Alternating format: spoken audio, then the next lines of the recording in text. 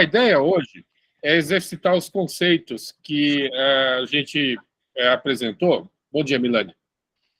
Que a gente apresentou nas 2 primeiras sessões de treinamento. Especialmente a questão do propósito, da proposição de valor e do modelo de negócios. Então, a ideia hoje é a gente discutir em cima de projetos, né? Os projetos que o Milani e o Sérgio descrevem, né? E, principalmente, a gente ficar focado nesses 3 aspectos. O propósito, a proposição de valor e o modelo de negócios. Eu pensei em a gente não entrar em OKRs, em métricas, né? Porque aí já é operacional, aí já ficaria mais para o dia a dia. Ok? Tudo bem? Tchau. Então, tá bom.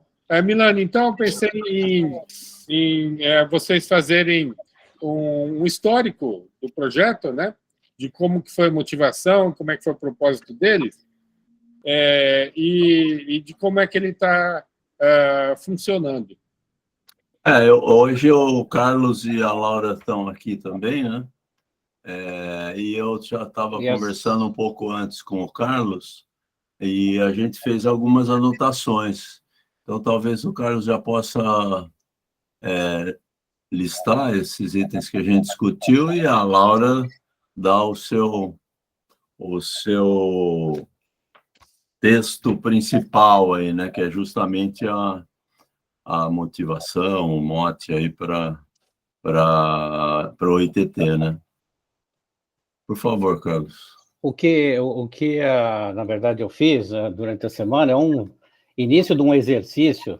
Na verdade, eu peguei aquela metodologia Canvas e comecei a tentar aplicar aqueles passos todos para o caso do ITT. Felizmente, não deu tempo de discutir isso nem com a Milani, nem com a Laura, nem com a Cecília, detalhadamente, só uma conversa rápida com o Milani agora cedo. E eu posso colocar aqui, a gente vai discutindo em cima e os colegas do ITT complementam, por favor. Na verdade, esse é um V0, só para a gente colocar o problema e começar a discutir. Então, se vocês concordarem, eu posso compartilhar aí o que eu escrevi, tá? Certo.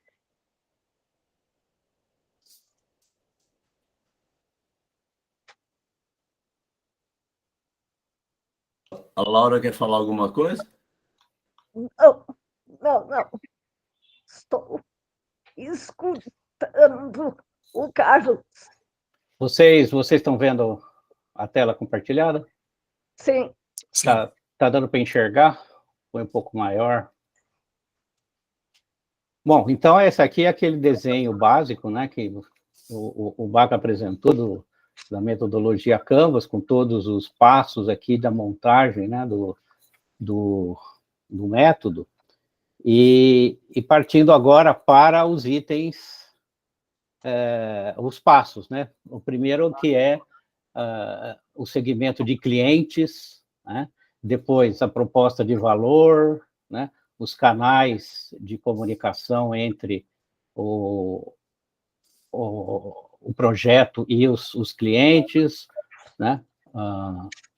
O relacionamento, o tipo de relacionamento, as fontes de receita, recursos principais, atividades chaves, parcerias e estrutura de custos, ainda não coloquei nada. Mas, começando, né, pelo segmento de clientes. Então, a minha ideia aí é um pouco do que a gente andou discutindo, né? Quem são os nossos clientes, né? O nosso potencial público-alvo aí, né? São crianças e jovens em situação de vulnerabilidade social, são professores da escola pública e são gestores de escola pública. São 3 grupos aí que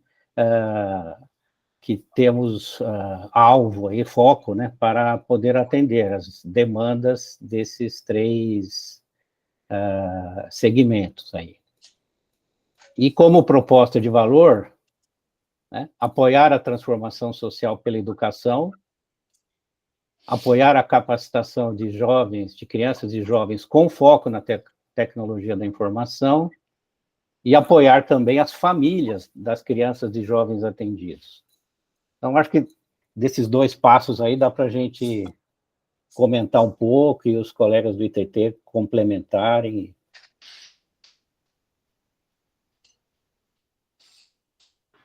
Ok, O que você... ótimo. Bom, algum comentário adicional, alguma pergunta, mas só gostaria de ficar focado na questão ou da proposição de valor ou do modelo de negócios, por favor.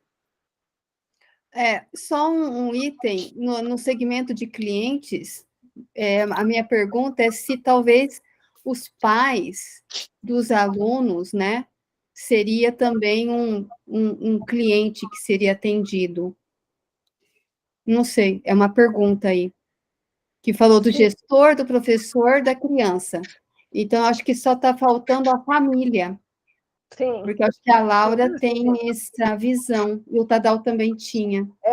Eu acho uma observação importante colocar no segmento de clientes a formação dos pais também. Pode ser formação, capacitação, mas atuaríamos com os pais também. Sem isso, o sucesso com as crianças é reduzido.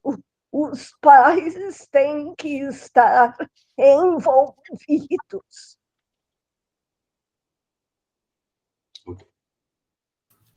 Sim, a gente já viu em outros lugares aí. Esse questionamento da Cecília, né? Eu entendo que os pais têm uma tarefa junto aos filhos, que é conduzir a educação, a formação escolar, né? Não vou falar educação porque acaba se confundindo com a questão de valores e comportamentos, né? Mas a formação escolar é tarefa dos pais. Não é uma tarefa dos estudantes. Os estudantes eles têm que estudar, mas quem orienta, quem determina, quem escolhe são os pais, né? Pelo menos até uma determinada idade. Então, sendo mais específico do que a Cecília falou, é isso, né?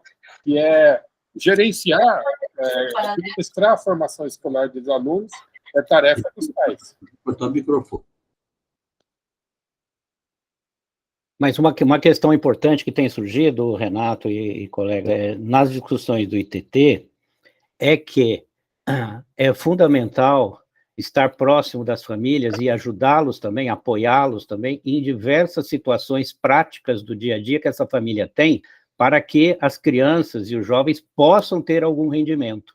Muitas vezes a família não tem uma certa estruturação, não tem recursos para apoiar a educação do filho, ou outras questões familiares severas afetam o desempenho das crianças e dos jovens. Então, a ideia seria ter também esse olhar de trazer junto as famílias, apoiá-los naquilo que for possível em termos alguma coisa financeira ou psicológica ou de orientação familiar, etc., para que o rendimento das crianças seja alcançado. É nessa linha que a gente tem conversado. Isso fica bem ilustrado no velho Proposition Canvas, tá? Porque a tarefa dos pais nesse aspecto é administrar e dirigir a formação escolar dos filhos. Agora, associado com essa tarefa, existem dificuldades e existem ganhos. Então, a dificuldade, por exemplo, é a falta de apoio, de assistência. E o ganho que pode acontecer seria uma boa formação que aponta a criança para uma empregabilidade boa também. Aliás, o ganho aí que se espera é a empregabilidade no futuro. Não é a tarefa, né? A tarefa é a formação escolar. Mas o ganho seria uma boa empregabilidade posterior. Então, acho que valeria a pena aprofundar, antes de ir para o Business Model Canvas, estudar o Value Proposition Canvas. Né? O que você acha, Abaca? Eu acho que sim, e de certa forma é o que a gente está fazendo, né? Ao se concentrar aqui nesses dois itens, são exatamente os dois componentes do VPC. E eu concordo com você, o que a gente podia fazer é detalhar um pouco mais, né? Quem são esses segmentos aqui, quem são esses clientes, né? Esses 4 que ficaram aqui agora, depois da correção do Carlos, né? Da adição de mais um com a observação da Cecília, ao detalhar um pouco mais, tentar entendê-los, né, cada um desses possíveis clientes, pelos jobs, dores e ganhos, né, pelos resultados que eles querem obter. Essa questão, por exemplo, da empregabilidade, né, é o resultado final esperado. Eu acho que essa discussão faz sentido, sim. De certa forma, seria focar nesses 2 primeiros itens do trabalho que o Carlos fez, porque eles são exatamente os 2 do VPC. E se a gente conseguir entender bem quem é o cliente, o que ele precisa, o que atrapalha para conseguir o que ele precisa, e quais são as expectativas dele, a gente tem condições de pensar numa proposta de valor, numa proposição de valor muito mais fundamentada, né, porque ela teria que resolver essas necessidades, teria que mitigar essas dores e, de alguma forma, tentar atender essas expectativas também, ou esses ganhos. Estou de acordo, sim, Tori. Eu acho que é só a gente focar no que está na tela e tentar aprofundar um pouco mais. Mais comentários, pessoal? Eliezer, algum comentário aí sobre o que o Aranha apresentou e o que a gente comentou também sobre proposição de valor? Estou aqui no segmento de clientes ainda. Uhum. Eu estou pensando um pouco no primeiro item, criança e jovem em situação de vulnerabilidade social.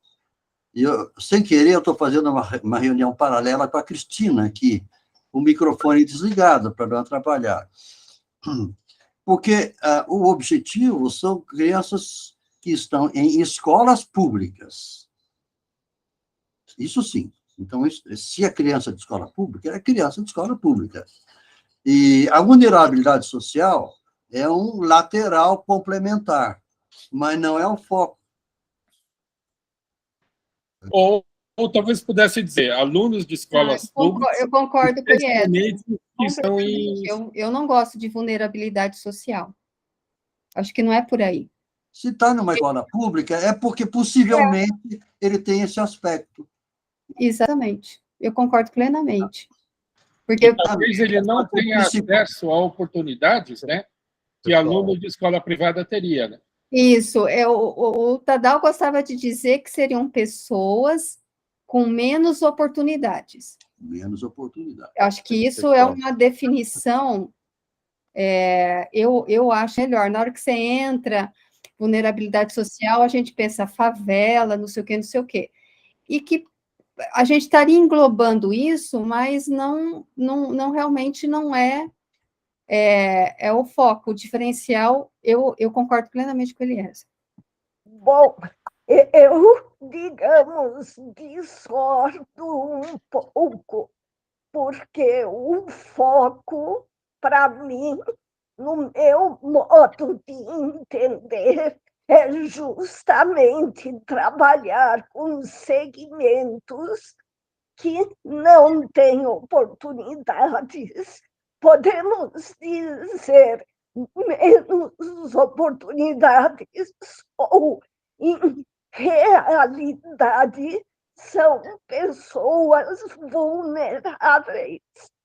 Então, para mim, situação de vulnerabilidade social, para mim, é uma definição do segmento importante.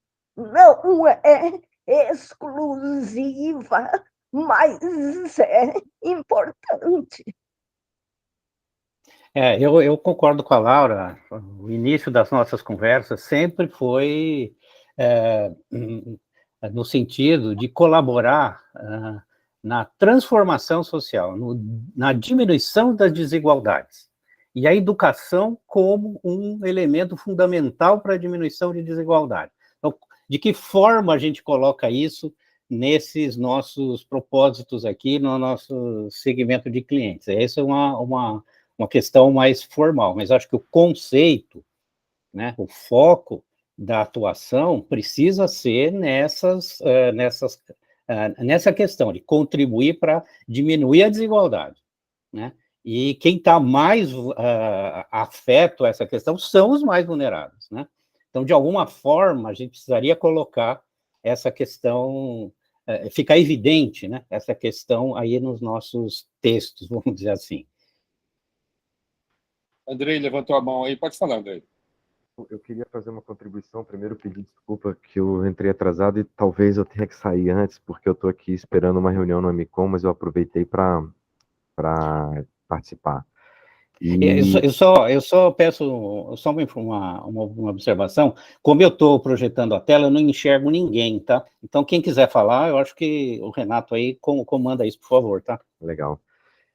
Bom, eu queria falar um pouco dessa questão de alunos, né, e público-alvo em relação à vulnerabilidade socioeconômica, enfim. Eu, sinceramente, acho que é o termo ideal, e, assim, complementando algumas falas, eu queria trazer alguns dados, porque eu trabalhei muito fortemente com isso durante a pandemia, inclusive para alguns estudos que eu fiz para o Ministério da Educação. A gente tem hoje no Brasil algo em torno de, vou arredondar aqui, 40 milhões de alunos na educação básica que eu chamo anos creche, anos iniciais, anos finais e ensino médio, na rede pública de ensino, pública. Desses, lá no momento da pandemia, algo em torno de 12, 13 milhões eram alunos cujas famílias estavam cadastradas no cadastro único, ou seja, se enquadravam perfeitamente nesse critério aí, nessa condição de vulnerabilidade socioeconômica. E o que aconteceu foi que, durante a pandemia, houve uma migração gigantesca dos alunos da rede privada para o público, em uma média geral brasileira na casa de 8%, 10%, de uma forma geral no Brasil, claro que isso regionalizado tem as suas características, e houve uma inclusão de crianças cujas famílias também se enquadraram no cadastro único, também muito grande, depois dos 2 anos de pandemia. Isso a gente pode notar, né, com o quadro social que a gente tem hoje no Brasil e econômico. Então, eu estimo aí que desses 40 milhões de alunos, a gente deve ter hoje, pelo menos, uns 15 milhões que se enquadram nesse critério aí de vulneráveis socioeconomicamente. E aí, eu discordo quando a gente pensa que, assim, não é que todo aluno que está na rede pública está porque quer, né? Porque tem muitas cidades brasileiras, sobretudo no Brasil mais interior, que simplesmente não tem condição de oferecer matrícula na rede privada. Então, o que tem é na rede pública. Então, a gente talvez tenha que ter um cuidado muito grande para tratar essa questão, porque realmente, apesar de ser um contingente gigantesco aí nessa condição, não necessariamente porque está na rede pública, está nessa condição de vulnerável, entendeu? Então, eu acho que isso a gente precisa, né, ter uma percepção bem interessante sobre isso, sabe? Verdade. Pessoal, desculpa, deixa eu fazer uma mudança aqui na nossa abordagem, né? Porque eu acho que a gente está tendo um exemplo importante do ponto de vista de mentoria, tá? Essa discussão, ela está se tornando uma discussão interna do projeto. Não dá tempo de a gente debater a natureza, a definição dos clientes durante uma reunião de mentoria. Na reunião de mentoria, assim, o que é papel assim, nosso, do que é viável fazer, é questionar como o Eliezer fez. Agora, a equipe do projeto ela tem que discutir e dar uma resposta a esse questionamento, né? Só que não dá para fazer isso durante a reunião de mentoria, porque senão o tempo fica inviável, né? E talvez a discussão não se desenvolva da maneira como deveria, porque é uma discussão, é um debate interno do projeto. Então, esse é um ponto importante para a gente atentar quando for fazer mentoria. Qual é a limitação? Qual é o foco da mentoria? Separar do que são discussões que têm que ser conduzidas internamente pelo projeto, fora da reunião de mentoria, para que a mentoria se torne viável, porque senão não dá. O que vocês acham? Uhum. Eu concordo, sim. Eu acho que é por aí. Uhum. A gente está levantando aqui questões e muitas delas, as metodológicas, temos que discutir aqui, né? E depois o conteúdo de cada passo a gente tem que discutir internamente, concordo. Essa já não é minha metodologia, tá? Esse questionamento que eu estou fazendo, né? Esse assunto que eu estou levantando é um assunto de boas práticas de mentoria. Uhum, perfeito. E qual deve ser o limite que o mentor coloca numa reunião de mentoria? Agora, você vê o caso. Eu não quero discutir aqui a questão da vulnerabilidade social, mas me parece que essa definição ela está pegando implicitamente essa definição de vulnerabilidade social com dois aspectos. Renda. Então, a vulnerabilidade socioeconômica. Agora, o que significa? Qual é a linha de corte que vai definir a partir o limite onde aquela família passa a ter vulnerabilidade econômica? Ou está se procurando as famílias que têm uma renda abaixo da média do PIB? Qual é o foco? Então, essa é uma discussão que vocês estão fazendo, eu estou entendendo que essa definição não está clara, e que a falta de clareza nesta definição cria fragilidades na definição do segmento de cliente. Isso tem profundo efeito nas ofertas que vocês vão fazer. Eu entendo que vocês não estão procurando quem está abaixo da linha da pobreza apenas, porque se a criança está numa escola pública, então, no mínimo, aquela família tem condições de manter a criança na escola. Então, ela não está abaixo da linha da pobreza, não é uma população de rua. Não.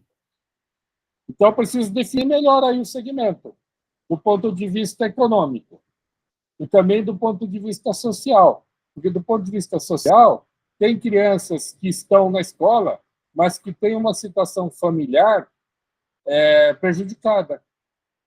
Pai ausente, violência doméstica, falta de orientação, convívio ruim, tem dificuldade para estudar em casa, não tem acesso à internet para fazer pesquisa.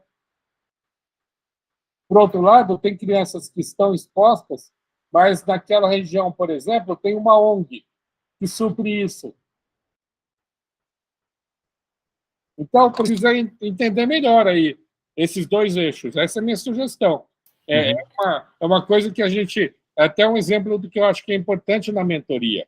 É dar recomendação. Falar, olha, vocês precisam trabalhar depois e definir melhor a segmentação econômica e a segmentação de situação social da família.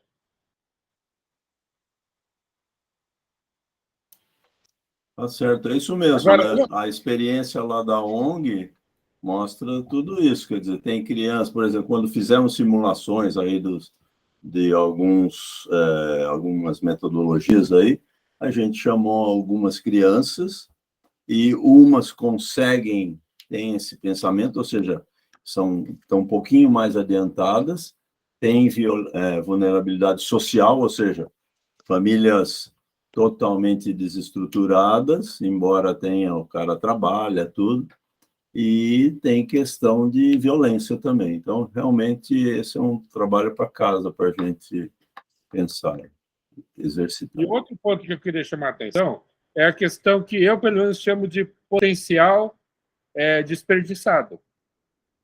Então, tem crianças que claramente têm capacidade de ir muito além do que a escola oferece. Tem crianças que têm potencial, mas elas não têm oportunidade. E pode ser que elas não estejam com vulnerabilidade social nem econômica. Simplesmente ali ela não tem a oportunidade de desenvolver o potencial dela. E isso é uma grande perda para a sociedade, na minha opinião. Pode ter talentos brilhantes ali. Então, esses, eu acho, deveriam também ser desenvolvidos. Então, o lado da transformação me parece mais importante do que o lado da desigualdade, da vulnerabilidade. Não que não seja importante, mas como oportunidade aqui para o ITT. Mas lógico que isso é uma questão de vocês. Veja, eu não estou aqui colocando que os empreendedores têm que seguir à risca o que o mentor recomenda. Mas o que é esperado é que os empreendedores contemplem o assunto, debatam as posições que os mentores colocam. Pode até decidir, dizer, não, o que o Renato falou não faz sentido, vamos deixar para lá. O mentor tem que saber conviver com isso. O mentor não é protagonista do projeto. Quem manda no projeto são os empreendedores. Então, se vocês disserem, se falar, o que o Renato falou sobre desperdício de potencial, não interessa para a gente. Eu vou ter que acatar e falar, não tem problema, vamos em frente.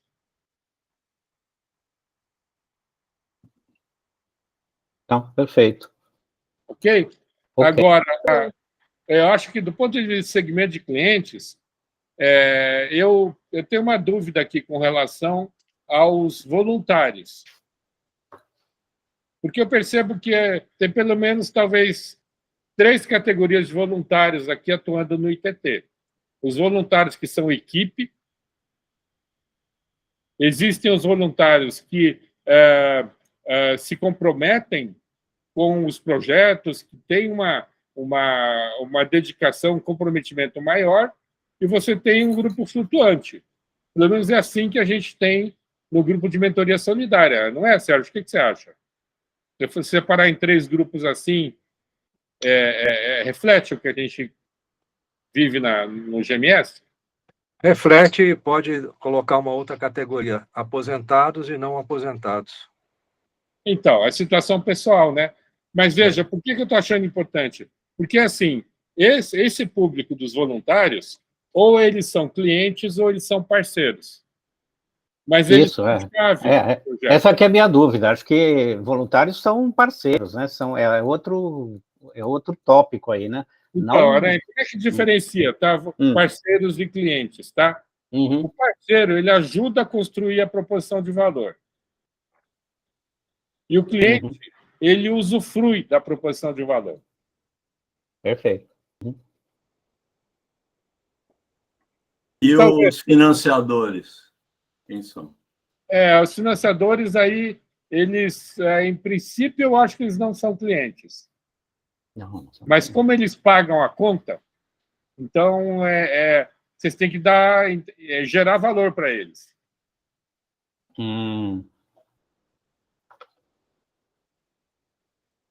Então, assim...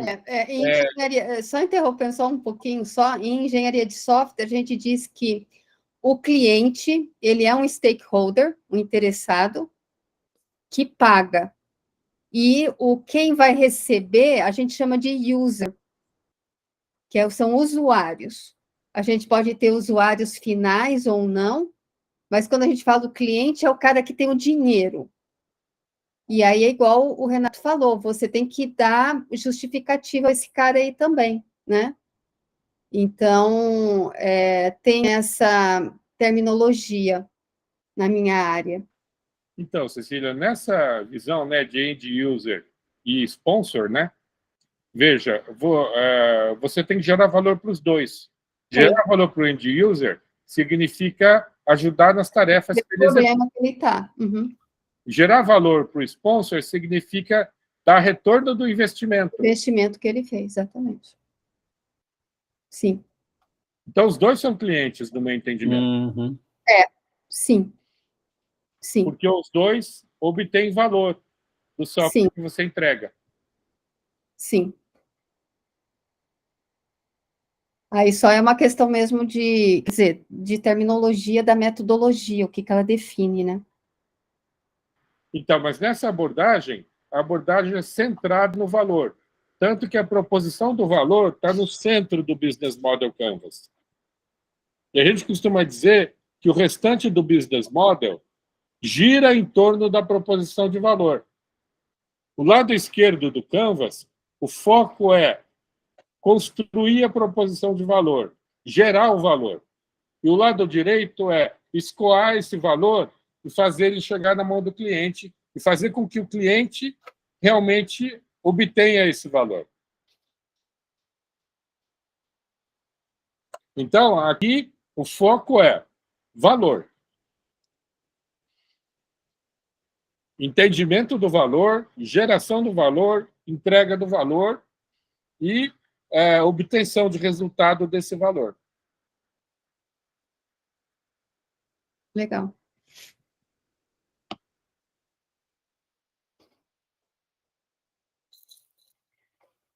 Agora, acho que precisamos detalhar aqui, nesse segmento de clientes ainda, é aquela questão dos ganhos para cada um e das demandas de cada um, né? Aquilo que se chama de dores e expectativas, né? E ganhos, né?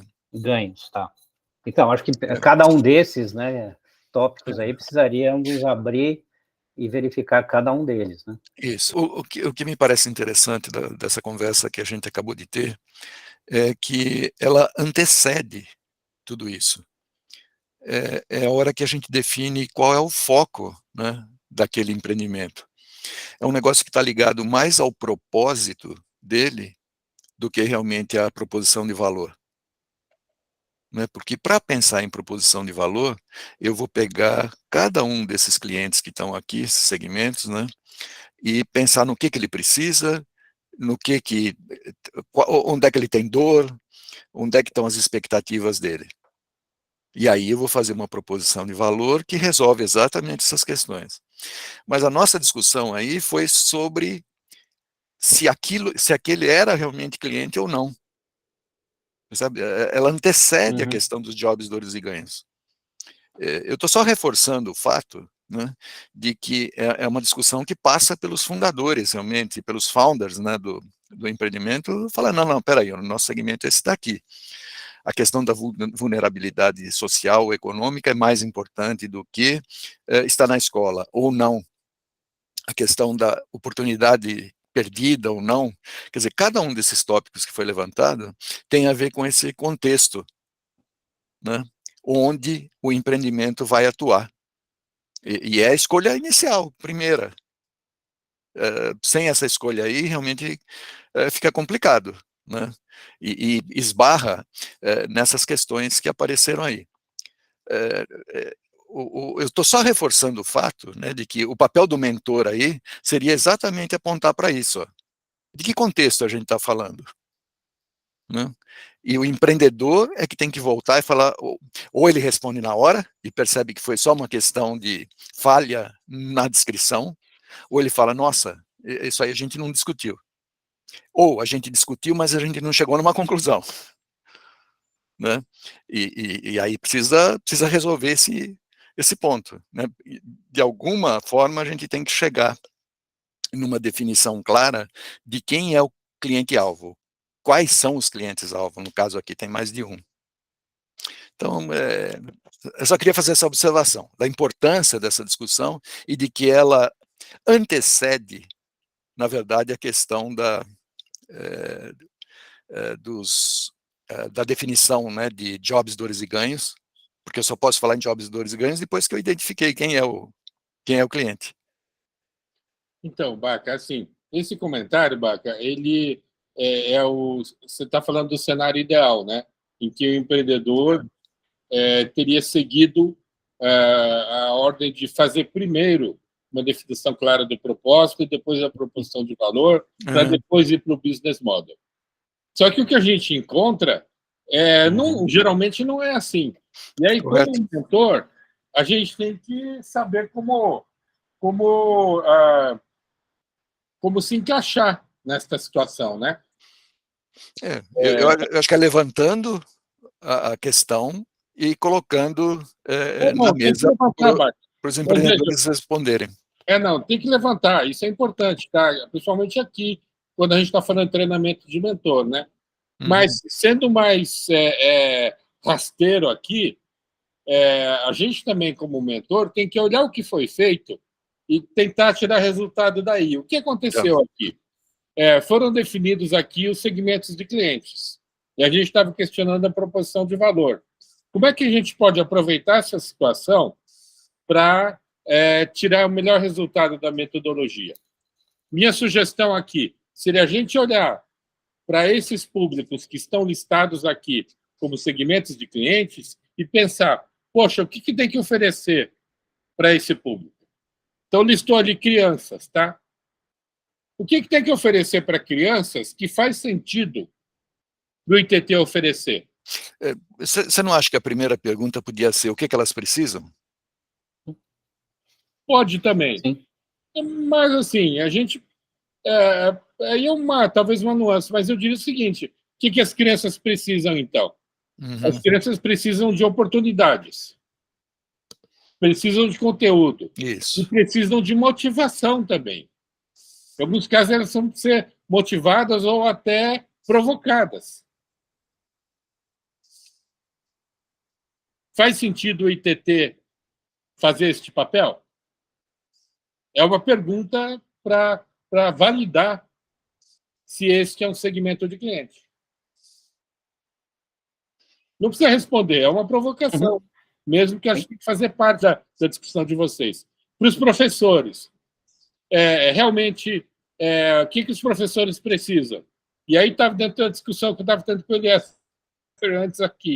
No caso do Arduino, a gente vê que os professores eles precisam um pouco de cursos. É bom fazer cursos para eles. Mas, na prática, no dia a dia, é muito mais importante o suporte, porque eles têm dúvidas, eles têm dificuldades, eles foram lá comprar kits e tinham dinheiro, não sabiam o que comprar, compraram o que deu para comprar.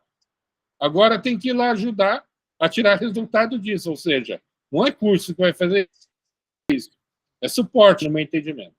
E aí a pergunta vem, faz sentido o ITT fazer isso? Depois, os gestores também. O que os gestores precisam? Então, acho que esse raciocínio é o raciocínio que pode vir na sequência desse trabalho que o Aranha fez, né? De aí talvez fazer, retroceder, a partir disso, voltar para a proposição de valor.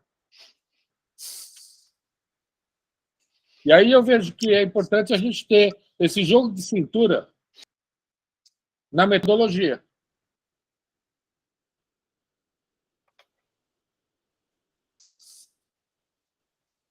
Agora, veja que bacana, né? Eu fiz o trabalho de formação dos professores e o Tiba está fazendo o trabalho de suporte. Então, veja que bacana, assim, os parceiros de mentoria, né? Uma vez que se definam os jobs mesmos e os públicos-alvos, a gente tem que alocar pessoas para se responsabilizar para fazer aquilo acontecer. Então, esse é o lado legal da metodologia, que estrutura esse raciocínio nosso. Porque senão a gente fica muito chuta, né? A gente fica especulando e puxando coisas, sem um rumo bem definido. Mas a metodologia, se a gente souber usar a metodologia sem que ela se torne uma camisa de força, né? Um quadradinho muito rígido, ele serve como estímulo e como guia para a gente de como a gente tem que conduzir a mentoria.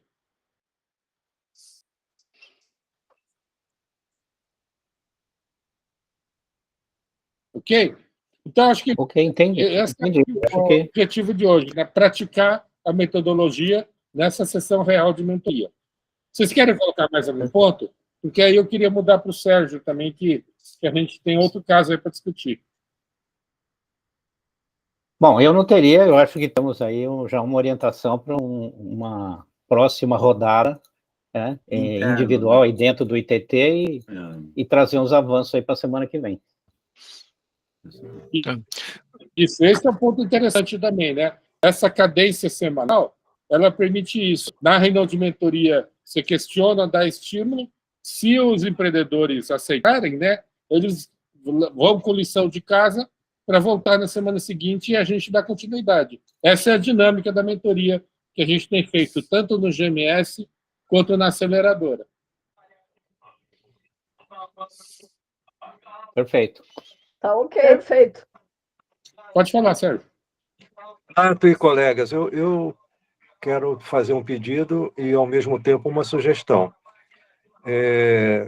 Talvez para quem tem assim, esse hábito de ser professor, no final de uma apresentação, assim, é sempre legal fazer um resumo ou uma síntese dos pontos mais importantes que foram discutidos ou que foram apresentados, porque houve, digamos assim, interpretações diversas, né? E o Renato fez um alinhavado, só que não sei se ficou claro para todo mundo o que é o caminho aqui que o Renato está sugerindo. Se fosse possível, Renato, peço até desculpas se isso vai contra aí o teu pensamento, mas fazer um fechamento aí exatamente, né, aquilo que foi apresentado e qual foi realmente a sugestão para que fosse aplicado. É um pedido que eu faço. Obrigado. Eu entendi, Sérgio. Eu estou pensando o seguinte, tá?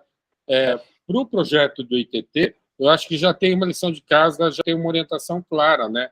A mentoria ela foi realizada. Agora, sobre o treinamento de mentoria, né? É melhor a gente fazer no final, Sérgio. Depois que a gente conversar com você. Depois a gente do seu projeto. Porque a gente fez um alinhavado dos dois projetos. Beleza. Junta, né, a oportunidade igual. Tá bom. Concordo. Só antes de você, queria ouvir o comentário da Cristina e do Eliezer sobre como a gente sobre esses comentários todos.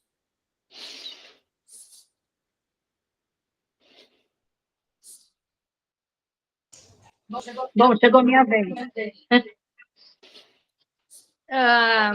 Estou aqui tentando entender exatamente o que a ITT quer fazer.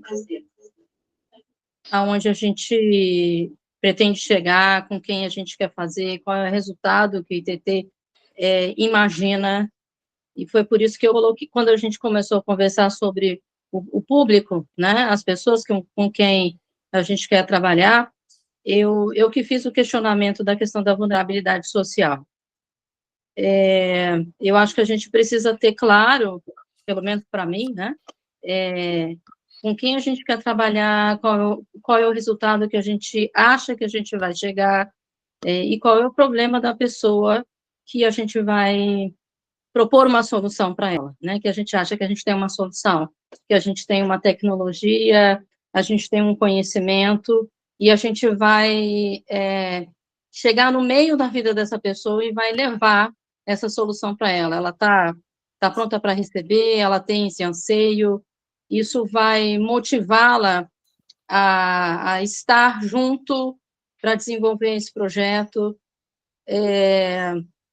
Eu acho que trabalhar essa questão da necessidade do nosso cliente lá, se é um aluno da escola que já está regular, se é uma pessoa que está no cadastro único, que faz já essa divisão da vulnerabilidade social, tem já um parâmetro, né? Existe um parâmetro para isso. E se essa pessoa não está no cadastro único, então ela está ainda com mais dificuldade de ter acesso à informação, aonde a gente vai fazer isso, e como a gente vai extrair dessa pessoa esse desejo de desenvolver para ela uma coisa melhor para a vida dela, né? Quando a gente está tratando dela, a gente está tratando de desenvolvimento de carreira, de sonho, de desejos, e aí a gente pode, você tem tudo isso, então a gente vai te ajudar a chegar onde você quer chegar, né, com as ferramentas que a gente tem. Então, essa questão da mentoria é uma questão que a gente vai estar muito mais próximo do anseio, do sonho, do desejo e do desenho que a gente faz de um mundo melhor, né? Então, a gente tem que olhar lá na frente para dizer, a gente tem as ferramentas, a gente vai ajudar essa pessoa a chegar lá.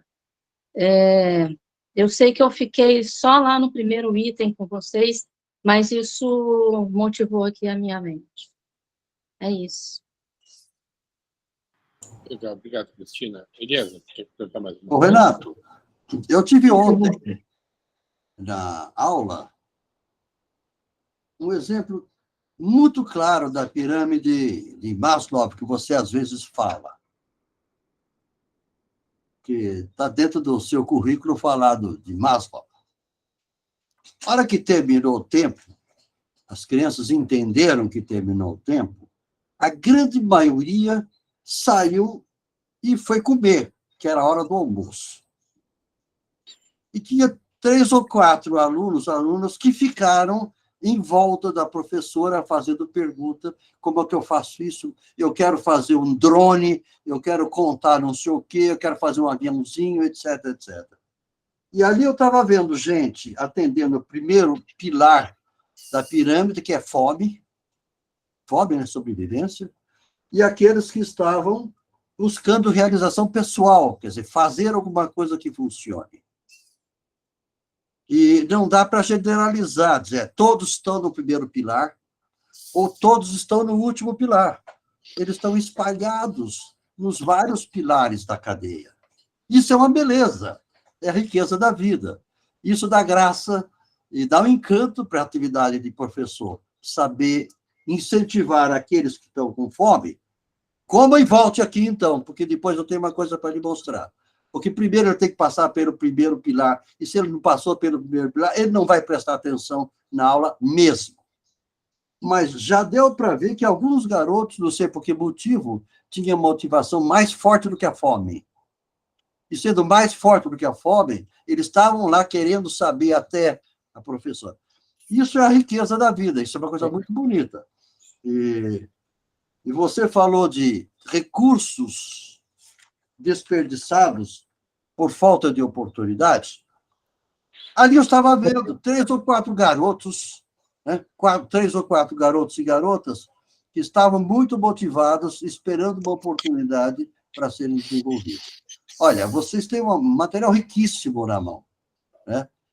Tanto do lado que você diz, recursos à disposição da sociedade, isso tem que ser honestamente aproveitado ao máximo, mas também tem que pensar no rodapé da pirâmide, porque aqueles que estão com fome, enquanto eles não comerem alguma coisa, eles não serão motivados para as etapas subsequentes da pirâmide. É isso que eu queria comentar. Excelente comentário. Muito obrigado por compartilhar isso. Excelente. As coisas estão integradas, né? Do fome, né? Que a gente não quer só comer, né? Mas eu diria o seguinte, essa coisa é dinâmica, viu? Porque mesmo uma criança que esteja muito motivada por aprender, se naquele momento ela está com a barriga roncando, ela vai correr para comer primeiro. Então, é interessante a gente pensar no Maslow, né? Porque ele nos permite fazer uma verificação de se a gente está olhando todo o espectro de motivações humanas. O Maslow ele serve muito bem para isso, para a gente ver se nós mesmos estamos contemplando as motivações, tanto as motivações mais básicas quanto as motivações mais elaboradas. Aspiracionais. É importante a gente verificar se a gente está se preocupando com o espectro todo de motivações. Muito bom, gente.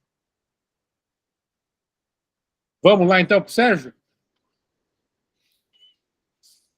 Sérgio, conta do projeto, qual foi a motivação, o que aconteceu até agora, como é que ele está funcionando?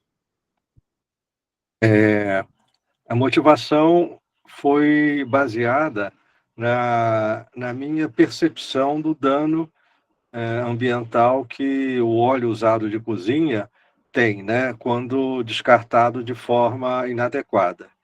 E quais são as formas de utilização desse óleo que a gente vê, né? Normalmente ele é descartado no próprio local de geração, nas casas ou nos restaurantes. Bom, restaurante eu não posso falar porque eu não tenho uma pessoa aí que pode explicar melhor do que eu peço ajuda para ela, né? Mas, então, ele também pode ser queimado. E tanto o descarte inadequado, quando a queima do óleo, são tragédias ambientais, né? Para a água e para o ar, né? Quer dizer, quando você joga o óleo na água, né, 1 litro de óleo contamina 1 milhão de litros de água. Então, a proporção de dano é 1:10 a 6, né? 1 para 1 milhão. Então, significa que se você teria o custo de 1 para recuperar aquele óleo e assim por diante, na cadeia do meio ambiente, se você joga na água, esse custo poderia dizer que, no limite, chegaria a 10 milhões de vezes mais, né? Ou 1 milhão de vezes mais. Agora, ele também pode gerar biocombustível. Isso foi o comentário que o Milani fez ontem, e que eu não tinha nem conhecimento disso daí. E o Milani me deu umas dicas aí interessantes que depois eu vou trocar informação com ele. E a outra alternativa que eu tenho, né, estudado, tenho realizado, é produzir sabão artesanal com segurança. Por que eu chamo a atenção dessa palavra com segurança? Porque é uma reação química, né, de saponificação, para quem lembra da química orgânica, né, o óleo, né, é um hidrocarboneto que tem uma cadeia, né, que numa das laterais ela tem um caráter ácido. E aí você joga a soda cáustica concentrada em solução, que é um composto, né, oxidante forte, que vai neutralizar a cadeia ácida, né, formando um éster, que é um sabão, né? E esse sabão, então, junto com outros pequenos ingredientes que a gente coloca, vai dar condições diferentes de cheiro, de cor, de quantidade de espuma e assim por diante. Então, é um projeto que, na minha cabeça, era para ser desenvolvido com crianças e com escolas, porque é um exemplo muito bom para a criança perceber a transformação da matéria, né, que é o princípio básico da química, né, segundo Lavoisier, né, que na natureza nada se cria, nada se forma e tudo se transforma. E ontem também, na reunião da mentoria, eu ouvi uma coisa que eu não tinha ouvido. A Bruna, que é uma colega nossa que faz graduação em Química, né, lá na Unicamp, ela disse que o que a levou a fazer o curso de Química era quando ela era estudante, lá na escola, o professor, né, de ciências fez uma prática de fazer sabão. E ela, então, ficou muito satisfeita, né, e gostou muito e começou a se interessar. Então, eu não sei se vocês sabiam, né, mas isso também quer dizer, é uma forma também, né, de você sensibilizar a criança por uma atividade maker, né, quer dizer, ou seja, mão na massa, né, de ela fazer.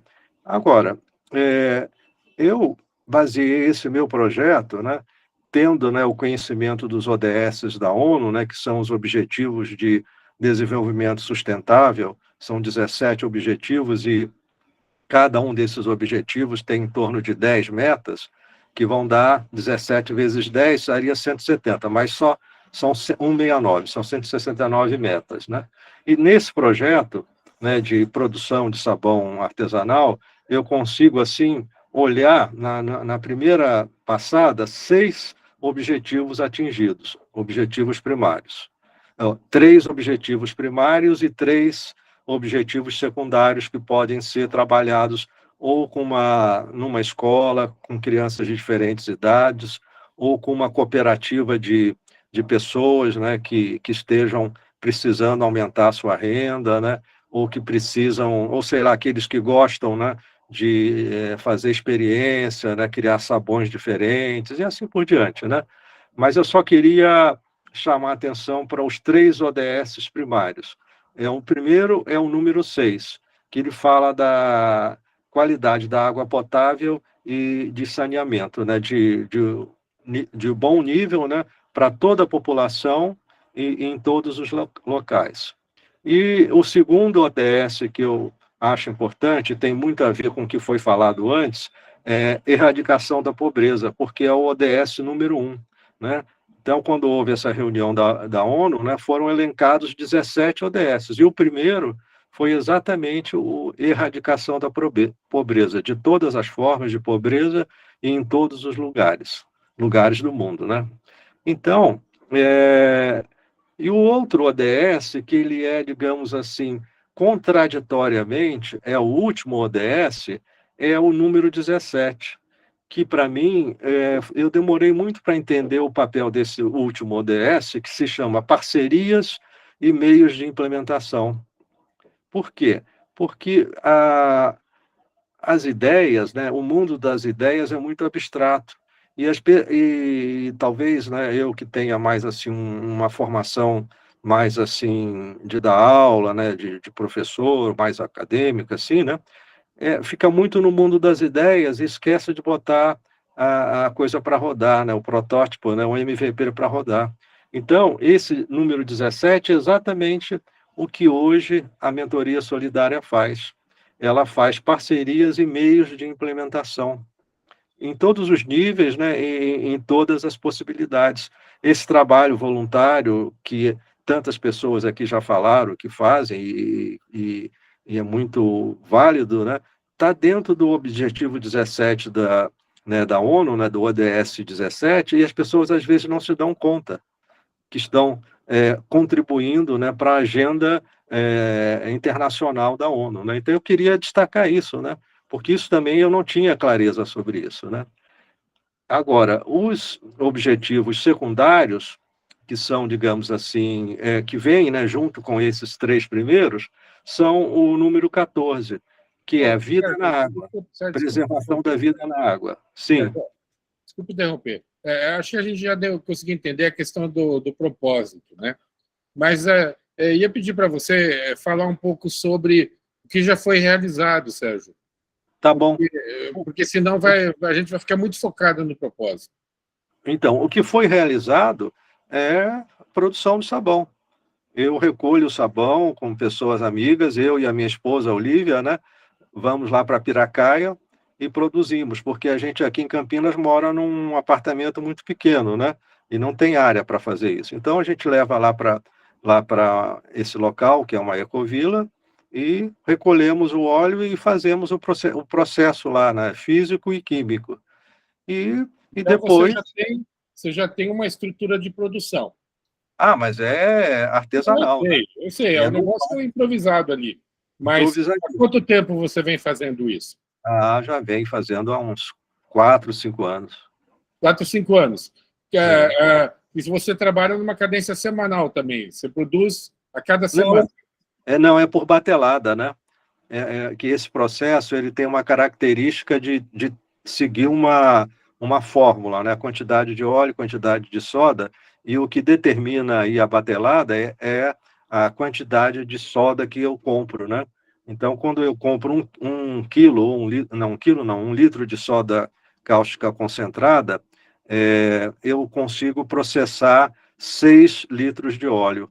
Então, as minhas bateladas podem ser semanais ou não, mas não dá para ser semanal, porque senão eu só vou ficar armazenando sabão, né? Então, Então, assim, você tem ideia de quanto você já produziu? Quantos quilos? Olha, cada batelada, vamos pensar assim, eu produzo quase que 10 quilos. Posso ter produzido 10 quilos por batelada, mais de 100 quilos, bem mais de 100 quilos. Então, 100 quilos em 4 anos, você está falando de... Não, mais do que isso, né? Sim, tudo bem. Que aí eu só vou atrás do óleo quando o óleo está acabando. Eu também não quero estocar óleo lá, né? Porque é até perigoso, né? Ter um estoque de óleo, né? Grande, né? E soda eu vou comprando, né? À medida que a batelada termina, né? Que eu faço sabão, vou dando sabão para as pessoas, né?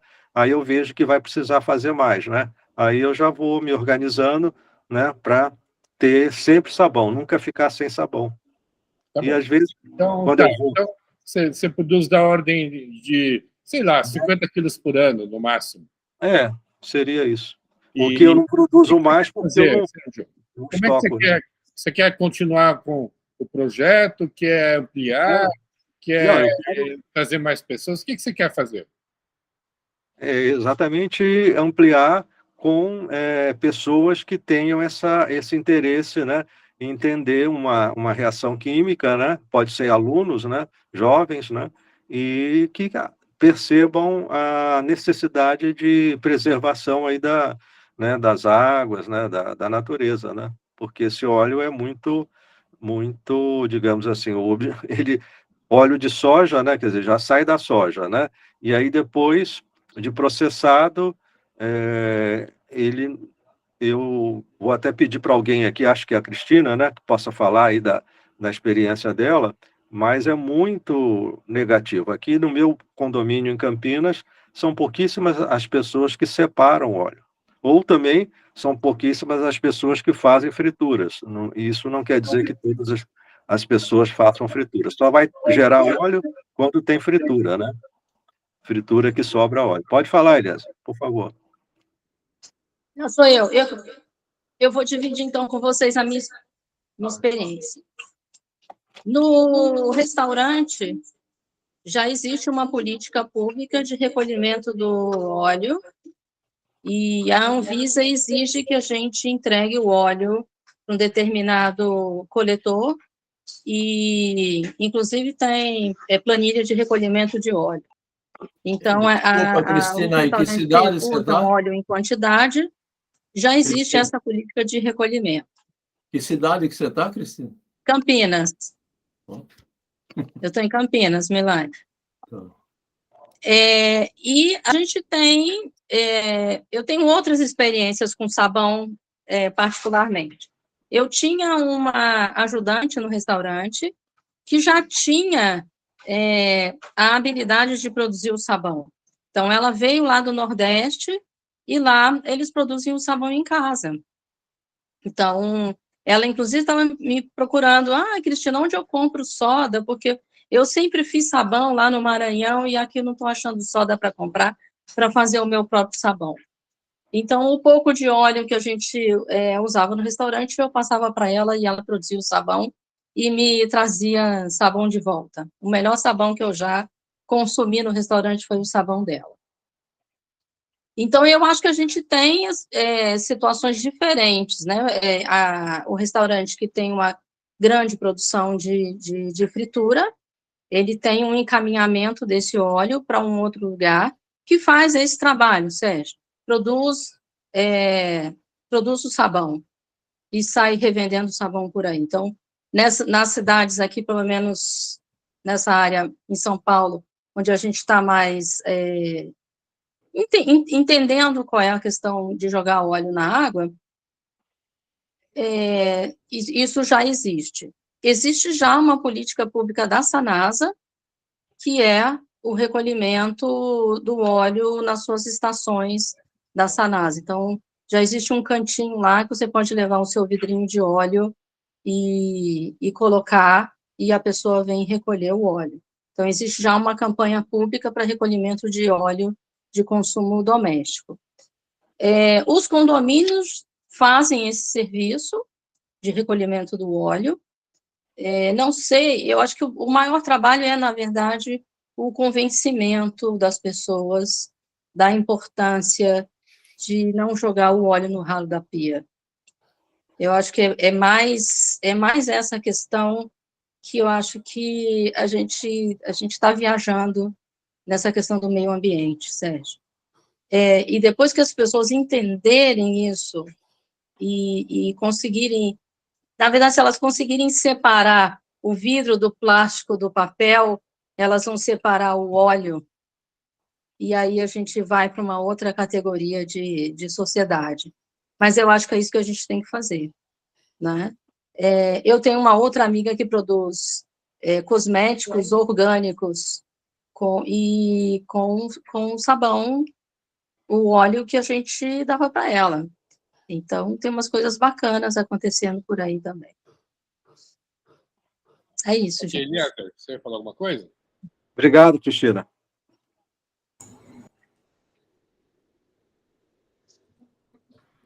Eliezer, você está com a mão levantada para falar ou não? Tem alguém falando? Você está com o microfone aberto, então estou te dizendo.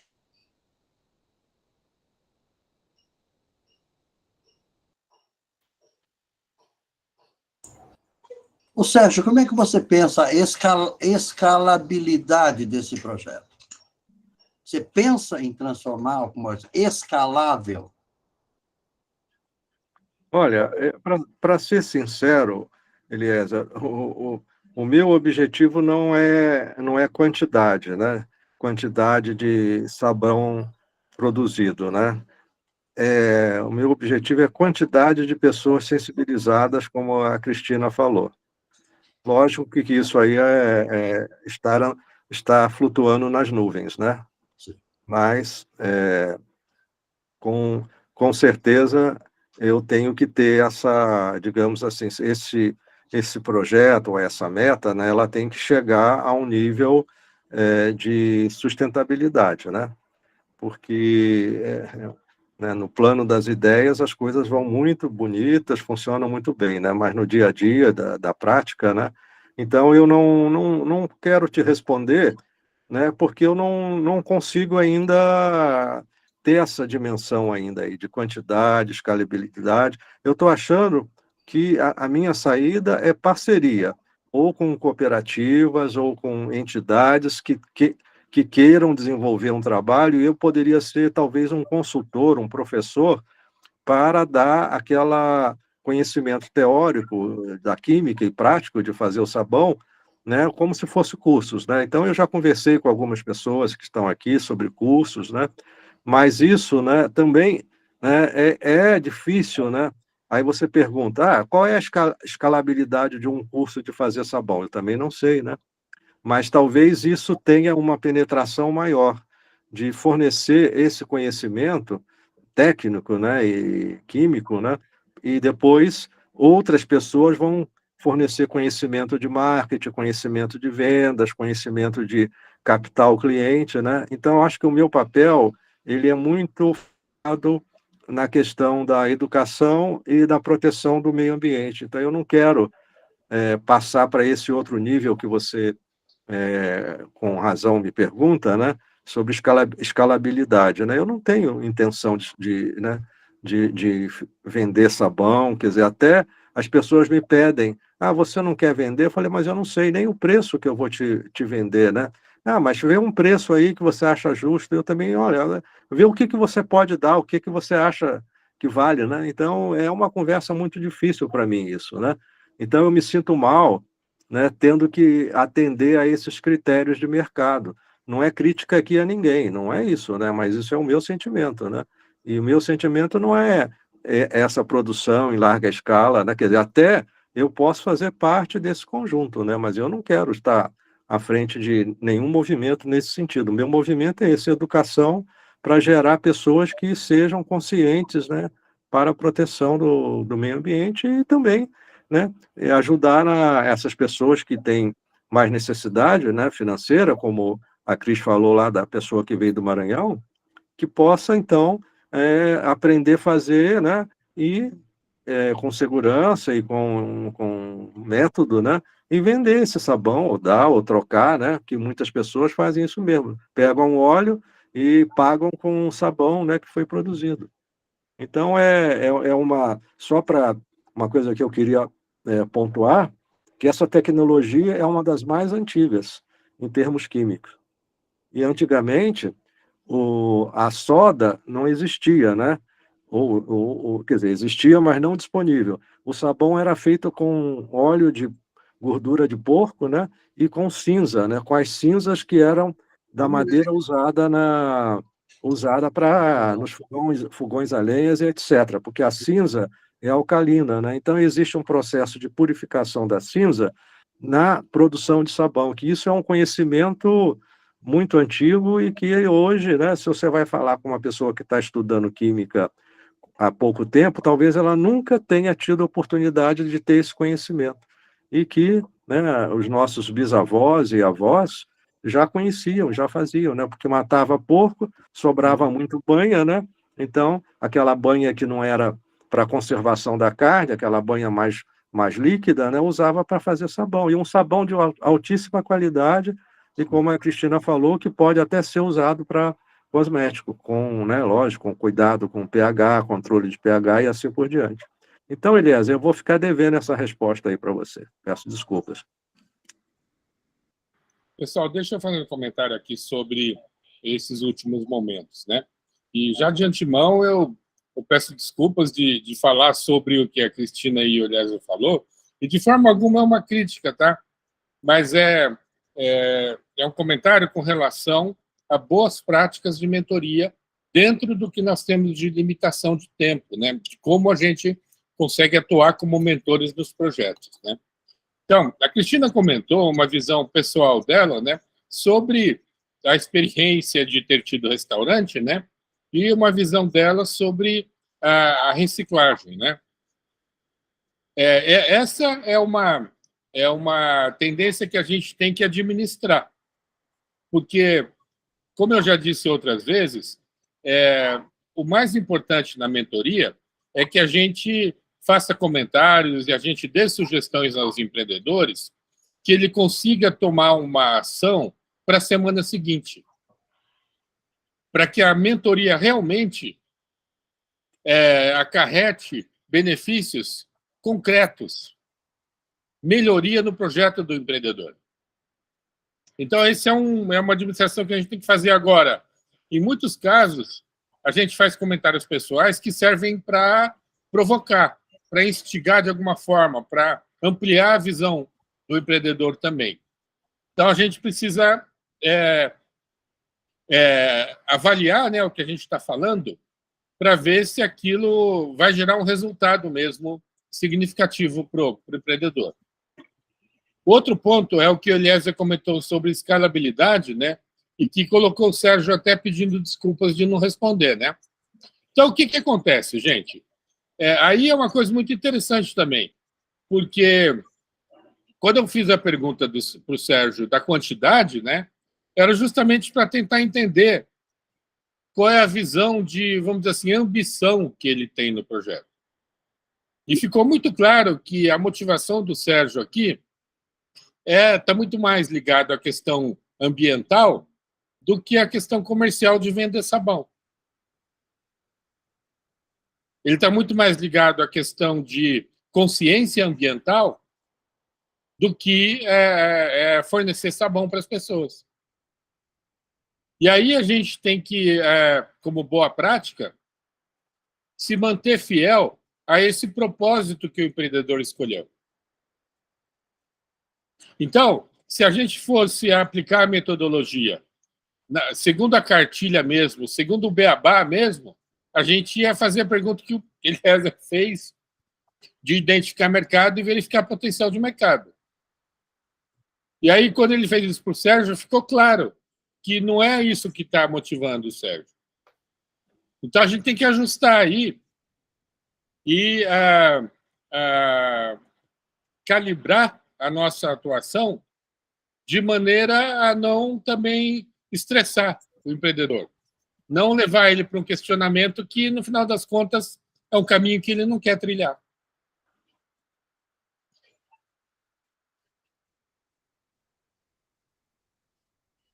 Então, só o resumo, né, desse ponto.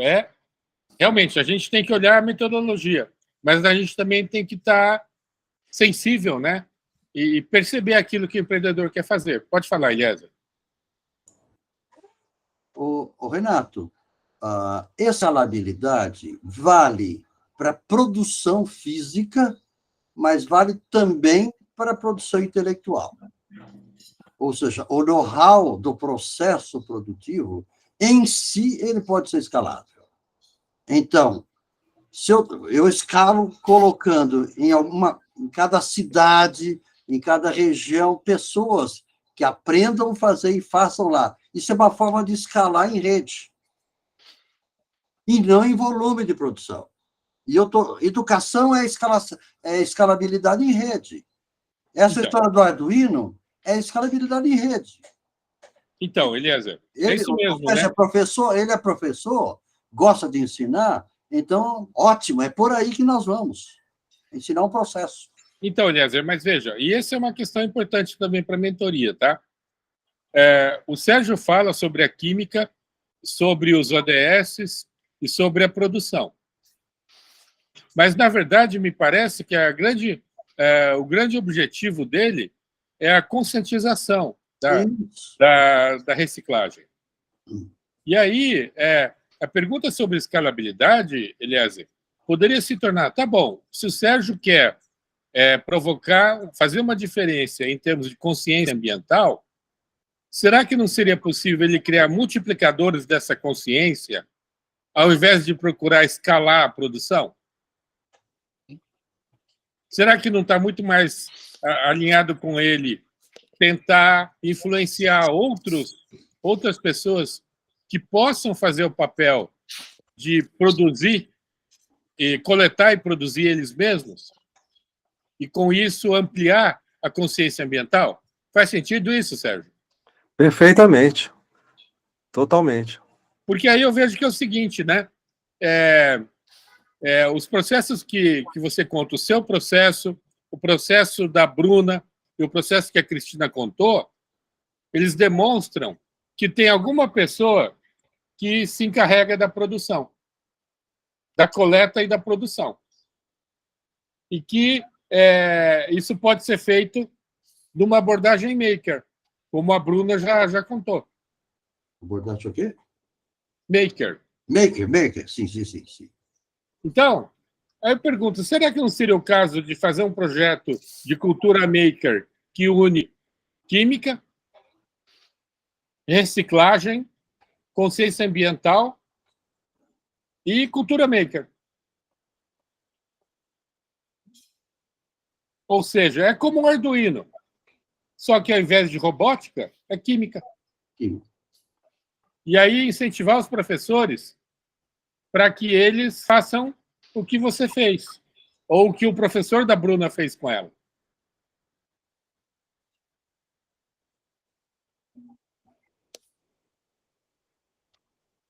Eu acho que isso faz mais sentido para o Sérgio do que escalar a produção.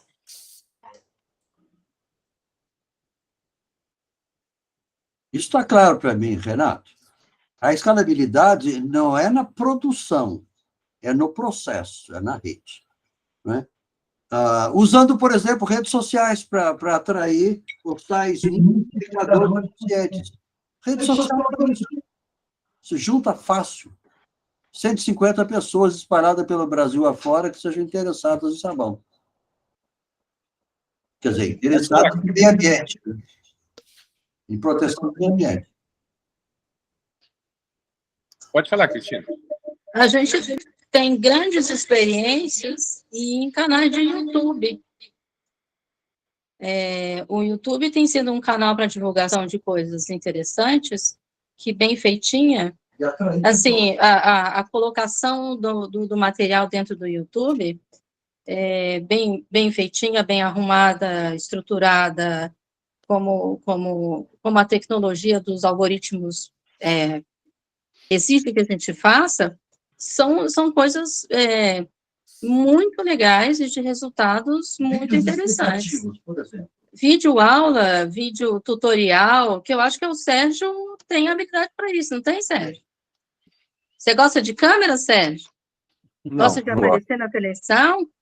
Não. Vai ficar famoso. Eu acho que são essas coisas eu gosto do tete-a-tete. que com, sei lá, 3 horas de gravação, a gente multiplica, aí eu prefiro uma pessoa que seja dessa área. Eu não sou dessa área.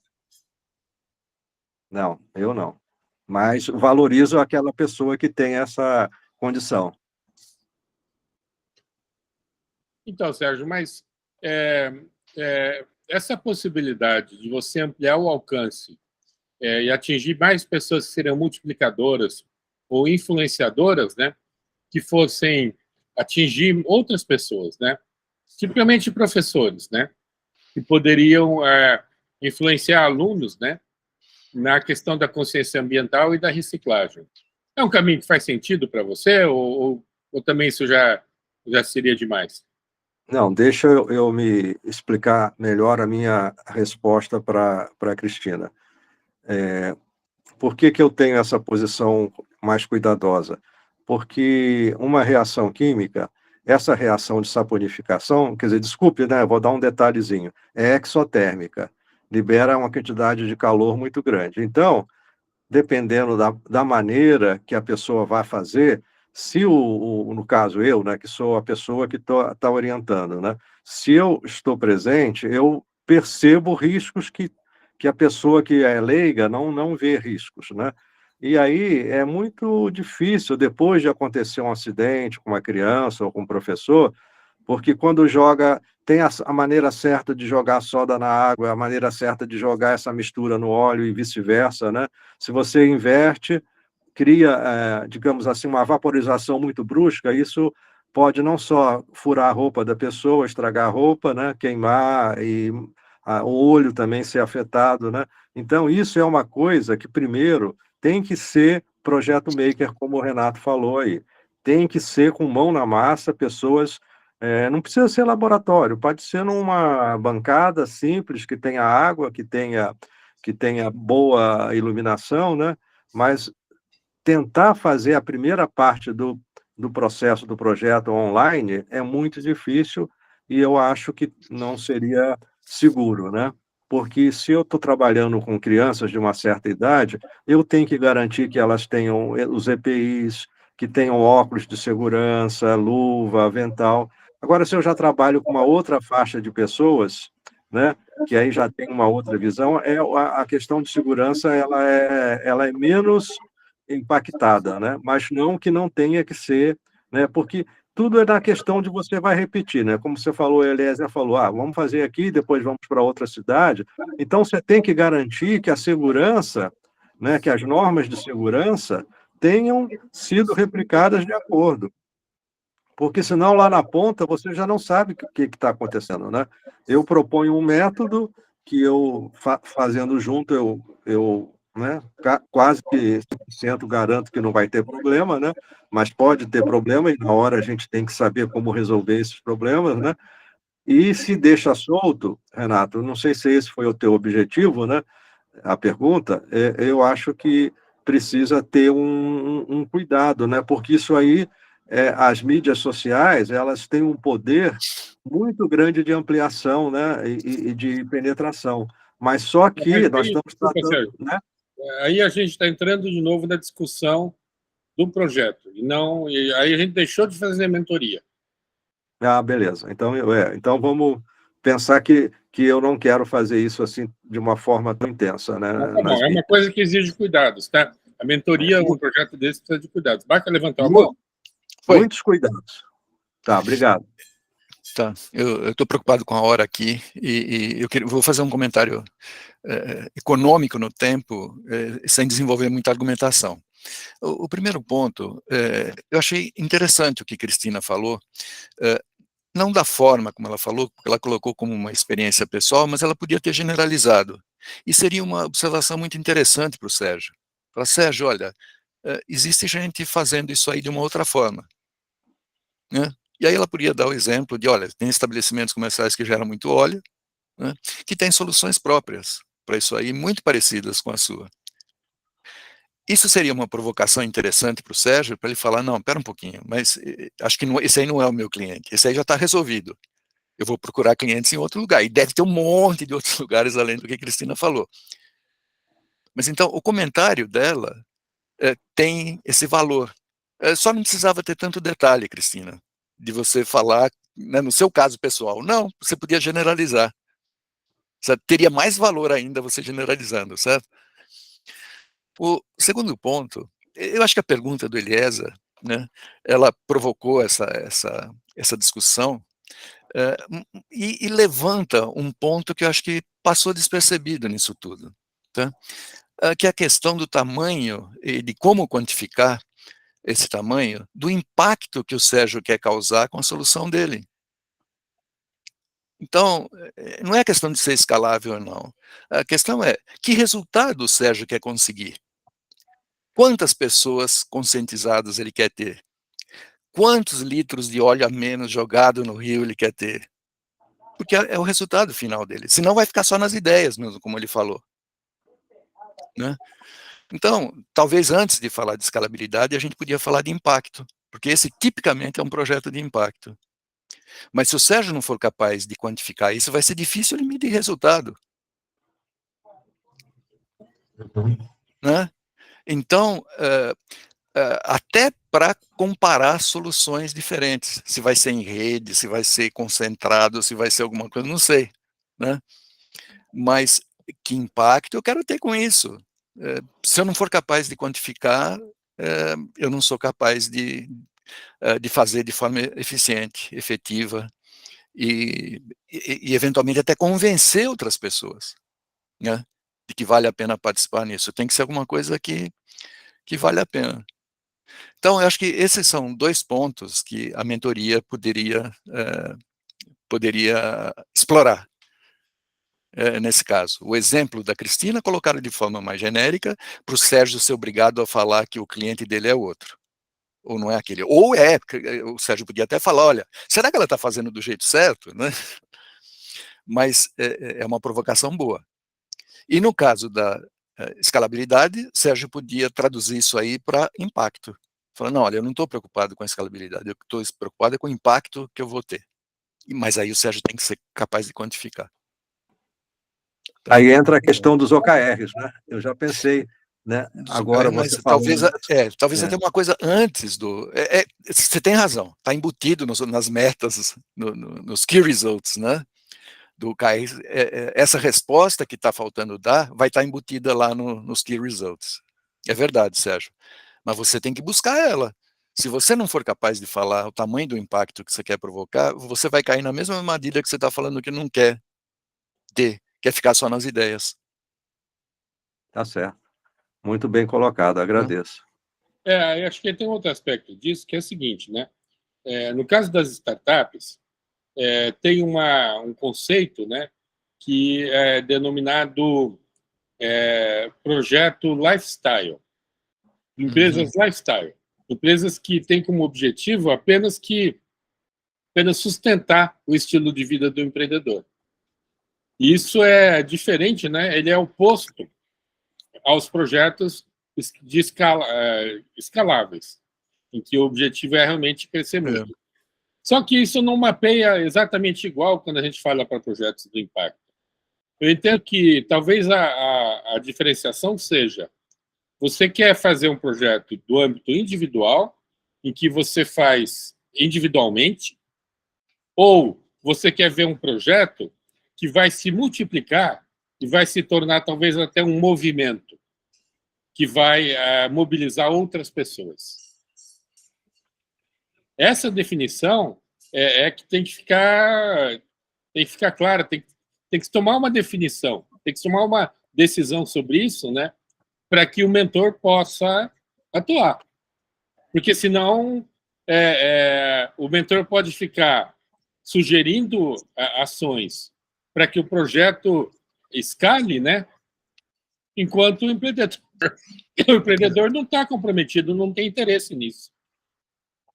O Toy, eu concordo com o que você está colocando, mas não sei, de repente ouvir o Sérgio falar disparou aqui uma percepção nova para mim nessa questão do impacto, né?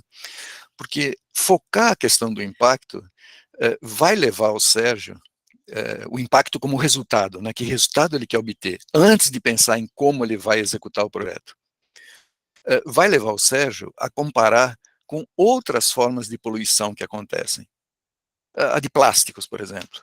Está todo mundo dizendo que a gente já está comendo plástico, né? Que vem pelo peixe que comeu o plástico que foi para o mar, né? E a gente está se alimentando com um pedaço de plástico já. Né? Tem uns estudos aí que falam esse tipo de coisa. Como é que se compara a poluição do óleo com a poluição do plástico? Não estou querendo dizer que você vai mudar de frente, não. Mas ter essa percepção vai ser importante para defender o projeto. E falar, olha, eu estou trabalhando, pessoal, num negócio que é vital. Se continuar desse jeito, a gente vai ter problema. nos rios, vamos ter problema nas usinas de tratamento de água, eu não sei, toda a cadeia, né, que o Sérgio conhece de consequências, né, ruins da questão de ter o óleo jogado na água. Então, assim, pode ser uma sugestão meio complicada, né, de executar, mas eu tentaria olhar para essa questão da poluição do óleo dentro desse panorama maior, desse framework maior, de poluição de maneira geral. Né? Como é que a poluição de óleo se encaixa nisso tudo? Tá?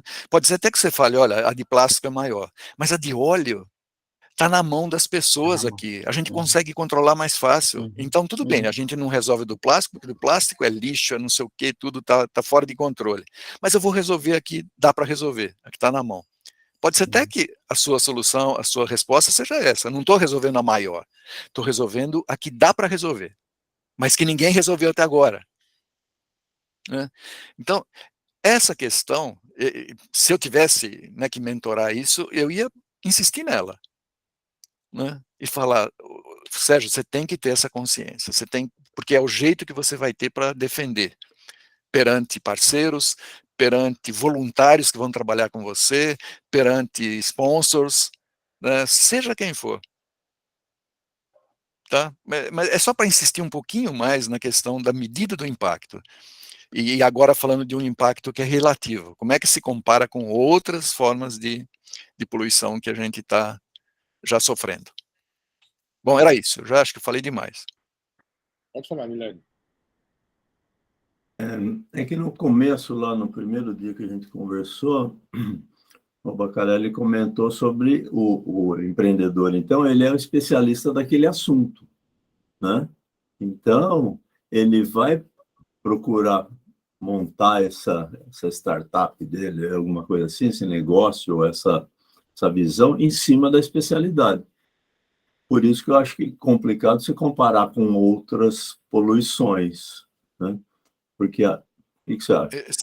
Não, então, Milani, eu estou só partindo do princípio que o Sérgio está dando uma força tão grande para essa questão, né, dos ODS lá, e de que o negócio dele é qualidade do meio ambiente, é preservar o meio ambiente, que não tem jeito, ele é especialista nisso. Eu vou falar, você é especialista nisso, Sérgio. Então, quais são as outras formas de poluição que você comparou, que você olhou?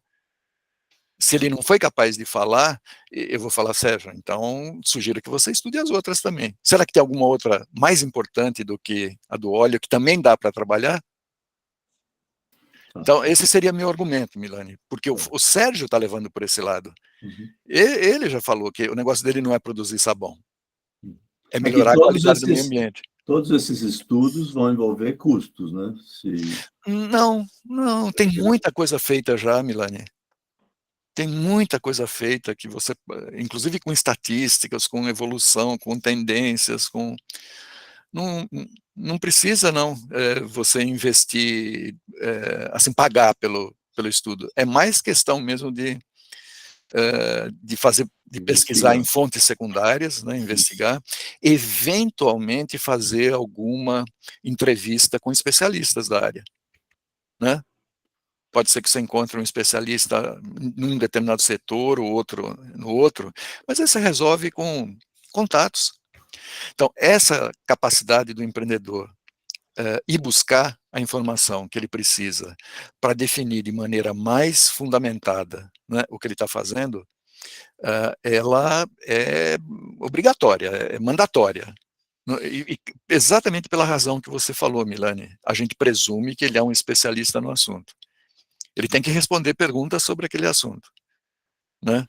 E ele vai ter um nível de informação que for possível ter para os recursos que estão disponíveis para ele. Agora, informação hoje em dia é um negócio impressionante, tem demais, né? A gente se afoga no meio de informação, né? O que falta, eventualmente, são detalhes, são coisas específicas, mas aí você vai lá e conversa com o especialista, conversa às vezes até com o próprio cliente seu, né? Tá certo. Então,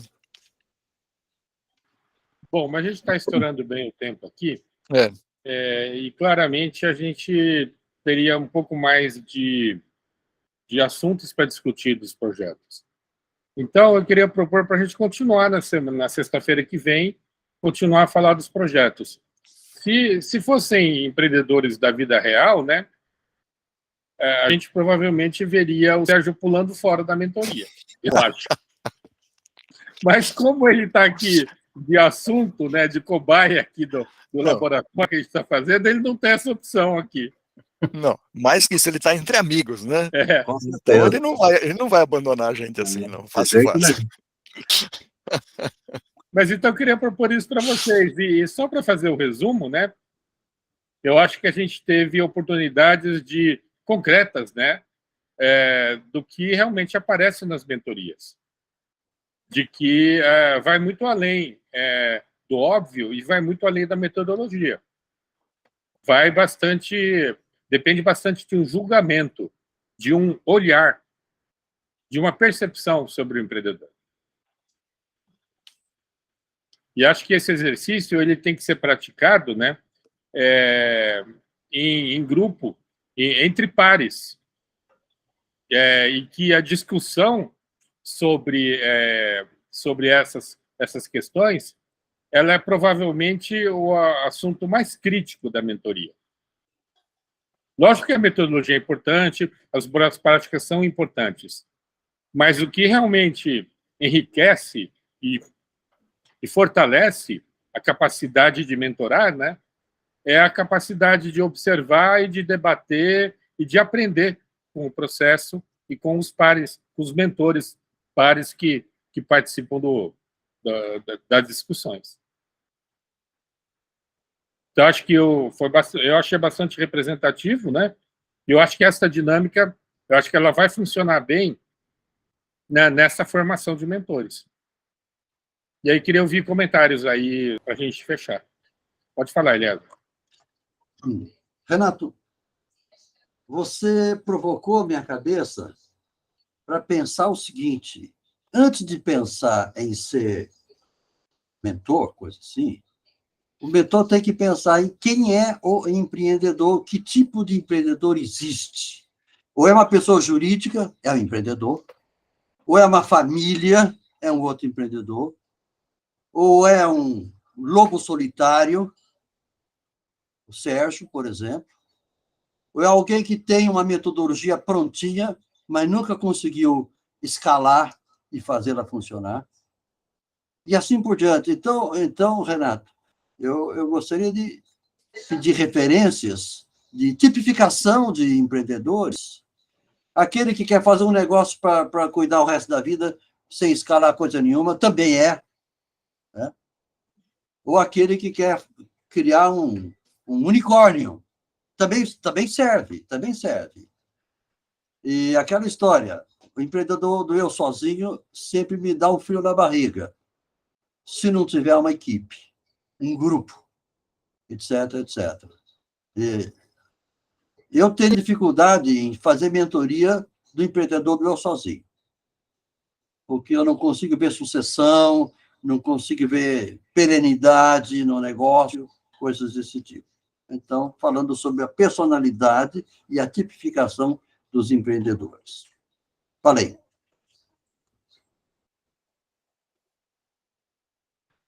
Eu considero isso, Eliezer, como um assunto que faz parte daquilo que eu dou o título de estilo pessoal, do jeito pessoal de fazer as coisas. E acho que isso tem que ficar livre. Acho que a mentoria vai ficar mais rica na medida em que a gente tenha diversidade entre os mentores. E lógico que a consequência é que vai ter empreendedores que são mais que têm mais facilidade com um determinado estilo de mentores e outros que têm mais dificuldade, e vice-versa. Os mentores vão ter mais afinidades com determinados tipos de empreendedores. É natural e eu acho bom.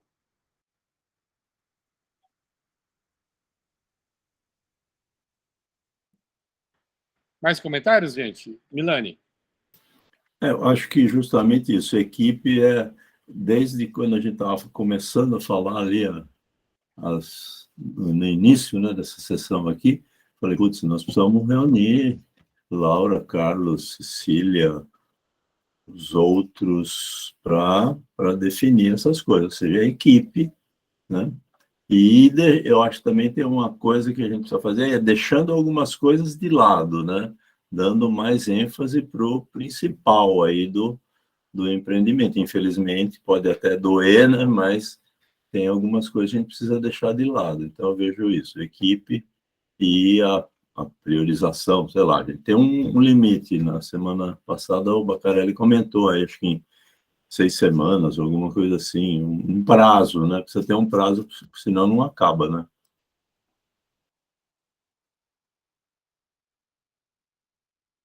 É isso que eu acho. Um prazo eu não sei, Milani, assim, em princípio, eu acho que a gente pode ficar flexível.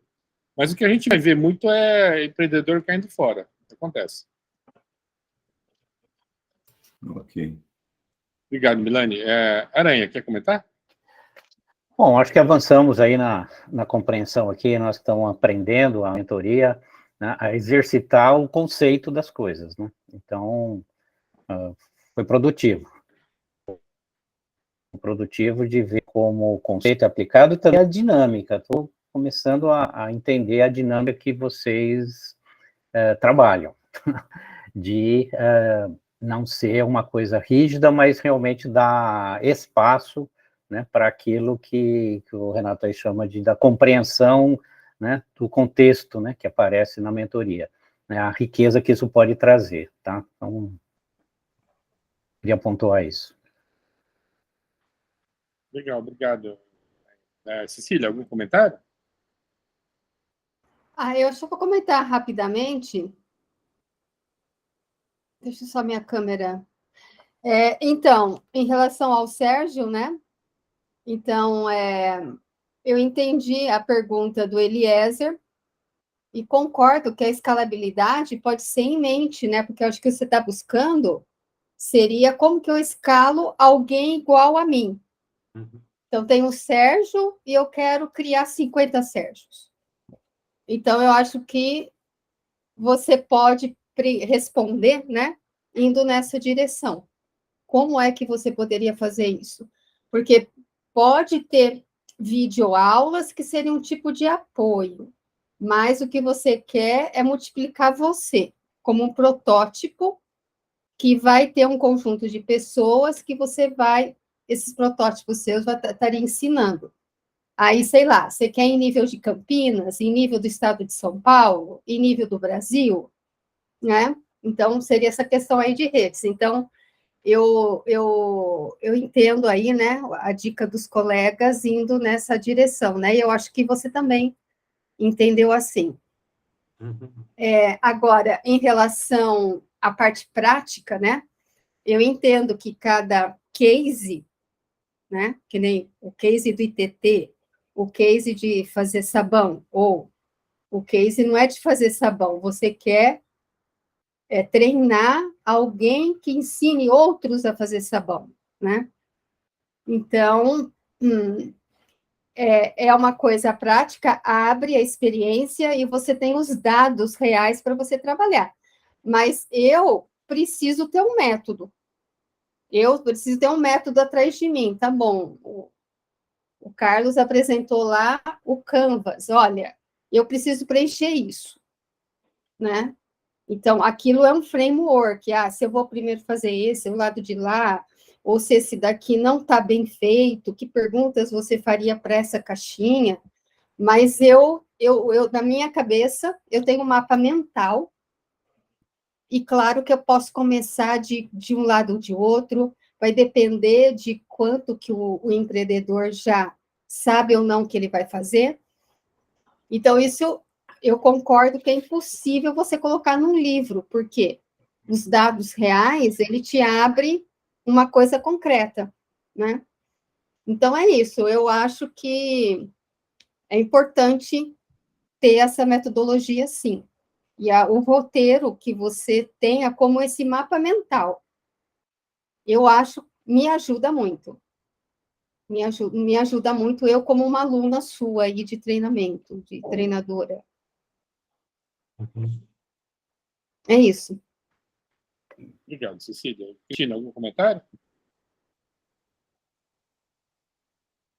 Na verdade, eu estive pensando se não tem mais alguém trabalhando essa mesma questão no mundo para a gente poder ver como é que as pessoas fazem essas coisas também.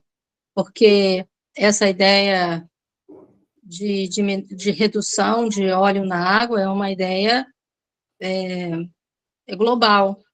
Então, para a gente fazer um passeio em outros lugares para ver o que a gente pode usar para o modelo que o Sérgio está querendo desenhar para ele.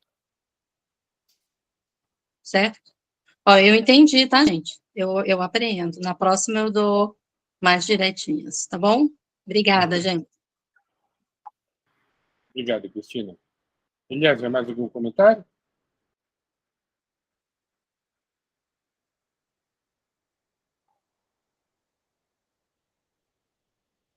Laura, algum comentário, Aranha? Sim, para mim, está sendo bastante interessante para focar as coisas do ITT.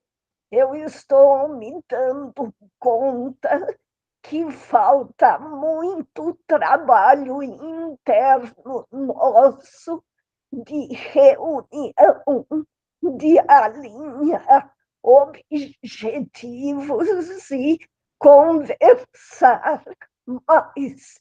Então, muito bom, agradeço a oportunidade. Renato, muito bom.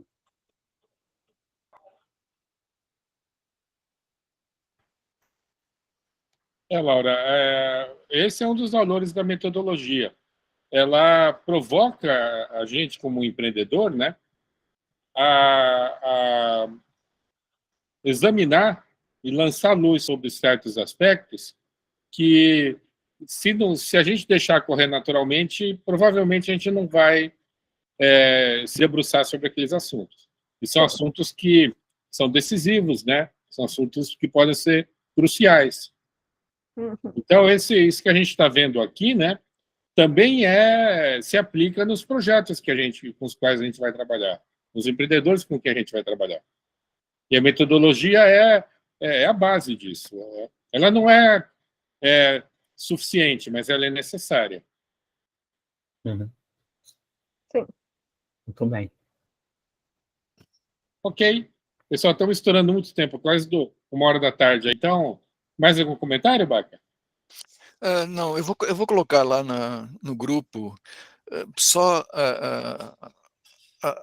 as sugestões de tarefas que ficaram, né, a partir do que Carlos apresentou e do que Sérgio apresentou. Tá? Só para ficar registrado e facilitar o trabalho na semana que vem. É uma sugestão, vocês podem melhorar ela à vontade. Perfeito. Tá? Só para não perder aqui o gancho que a Cristina falou, de fazer uma pesquisa, né, em outros lugares, né, sobre a mesma questão, por favor, quem tiver algum conhecimento de alguma ONG fazendo, né, ensinando a fazer, né, sabão, pode, ou coloca no grupo, ou coloca para mim, né, porque me ajuda a ter essa visão mais, né, de outros países. E só comentar para o Baca, né, que essa questão dos microplásticos, né, eles hoje não só estão atingindo o corpo humano, mas dependendo do tamanho dele, da micragem dele, já consegue entrar na célula, né? Passa pela barreira da célula. Então, o que pode ser ruim, né? Para as novas gerações, né? Então, novas gerações não só de seres humanos, mas de qualquer espécie, né? Então, isso é uma coisa que totalmente impensada, né? Mas eu entendi bem, vou fazer esse estudo, né? Verificar não só o óleo, né? Mas outras questões que possam servir de medir o impacto, né? Tá bom, muito obrigado e agradeço a todos. Então tá bom, gente. Semana que vem a gente continua nessa linha, né? Para depois a gente retomar a questão de conteúdo. Certo. Ok. Agradeço a todos. Tá. Então, Obrigado. bom fim de semana, boa semana a todos. Tchau. Obrigado. Igualmente. Obrigado. Sérgio, eu te mandei mensagem, tá? Veja aí. Ah, tá, vou ver. Ah, e a Tá gente não comentou que dia 9